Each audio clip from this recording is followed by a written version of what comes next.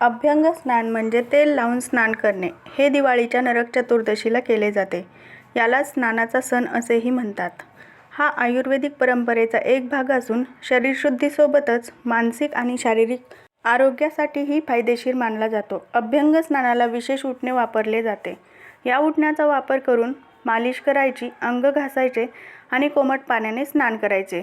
असे मानले जाते की अभ्यंग स्नान केल्याने नरक यातना टळतात आणि पुण्यप्राप्ती होते. एखादी गोष्ट करायची म्हणलं की त्याची तयारी आपल्याला सकाळपासूनच करावी लागते. आज आम्हाला अद्विताला अभ्यंग स्नान घालायचं होतं, त्यामुळे ती झोपेतून उठली की तिचं छान आवरलं. छोटंसं डेकोरेशन आम्ही आधीच केलं होतं. त्यानंतर तिचं औक्षण केलं. तीसुद्धा खूप खुश दिसत होती. आज आपल्यासोबत हे काय चाललंय असं तिलाही वाटत असेल. अशा प्रकारे अभ्यंग स्नानाचा कार्यक्रम पार पडला. चला तर मग भेटूया नेक्स्ट ब्लॉगमध्ये. तोपर्यंत बाय बाय.